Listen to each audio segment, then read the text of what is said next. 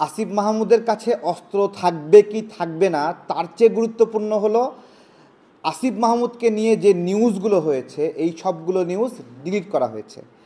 আমরা দেখলাম ঢাকা পোস্ট, বার্তা 24 সহ বিভিন্ন গণমাধ্যমের নিউজ যে আসিফ মাহমুদের ব্যাগে বন্দুকের গুলির ম্যাগজিন পাওয়া গেছে, গুলি ভর্তি ম্যাগজিন পাওয়া গেছে।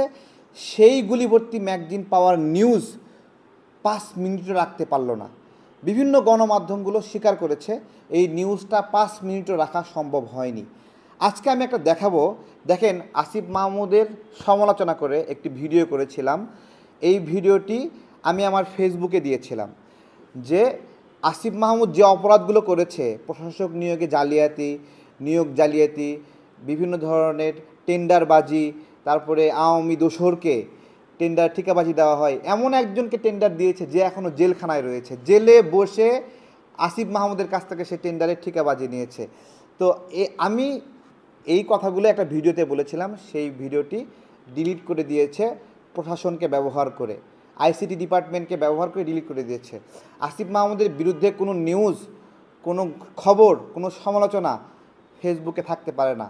এবং ফেসবুক, ইউটিউব এসব বিষয়ে আসিফের এক্সপার্টনেস সর্বোচ্চ পরিমাণ ব্যবহার করেছে, বিভিন্ন বট বাহিনীকে ব্যবহার করছে। তার ফেসবুকে গেলে ভিয়েতনামের নাগরিকরা সেখানে গিয়ে লাভ রিয়েক্ট দিচ্ছে, চাইনিজ নাগরিকরা লাভ রিয়েক্ট দিচ্ছে, এবং এগুলো লাভ রিয়েক্ট, এগুলো বিভিন্ন ধরনের রিয়েক্ট সে কিনছে।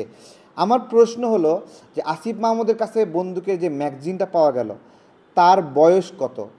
26 বছর, 25 বছর বা 27 বছর?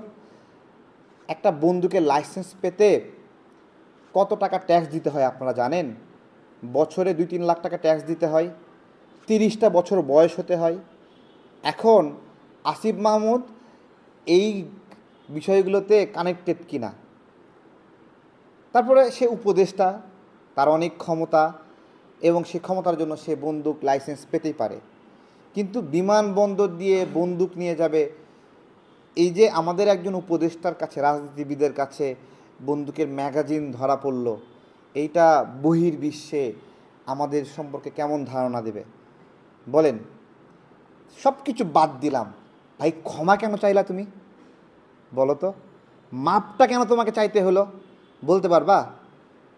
আসিফ মাহমুদ হলো এক অধরা রাজনৈতিকবিদ হয়ে উঠেছে এখন অল্প বয়সে, যার হাজারো দুর্নীতি, হাজারো সমালোচনা, নিয়োগ জালিয়াতি, প্রশাসক নিয়োগ জালিয়াতি, টেন্ডারবাজি, বাপের ঠিকাদারি লাইসেন্স, এবং বিভিন্ন আওয়ামী দোসরকে বিভিন্ন ধরনের টেন্ডার প্রদান করা, জেলে বন্দি আছে এই রকম মানুষকেও টেন্ডার দিয়েছে সে, জেল থেকে টেন্ডারের আবেদন করে আওয়ামী দোসররা টেন্ডার নিয়েছে।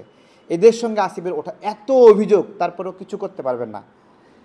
এই শিশু উপদেষ্টাকে করার মতো কেউ কিচ্ছু নাই, এবং তার যত অপরাধ অপকর্ম সবগুলো দায় নিতে হচ্ছে ডক্টর ইউনূস স্যারকে। ডক্টর ইউনূসের যতগুলো দুর্নাম আছে, সেই দুর্নামের অন্যতম দুর্নামের ভাগিদার হলো এই আসিফ মাহমুদ, কিন্তু কিছু করতে পারবেন না। তার কিছু করার কোনো সক্ষমতা নাই, সরকারের সক্ষমতা নাই, নাকি এই বাচ্চা উপদেষ্টাকে লাই দিয়ে দিয়ে তাকে মহান বানানোর চেষ্টা করা হচ্ছে। দেখেন চট্টগ্রামে মেয়র দেওয়া হয়ে গেল, সেম একই ঘটনায় ঢাকাতে সে দক্ষিণে মেয়র দেবে না। মেয়র না দিয়ে কি করবে? নিজেই মেয়রের দায়িত্ব পালন করছে। হ্যাঁ, নিজেই চামড়া ব্যবস্থাপনা করছে, বলতেছে যে 24 ঘন্টার মধ্যে সমস্ত বজ্র দূর করা হবে। যখন বক্তব্য দিচ্ছে 1 ঘন্টা পরে দেখা যাচ্ছে যে বজ্র দিয়ে ঢাকা শহর ভরা।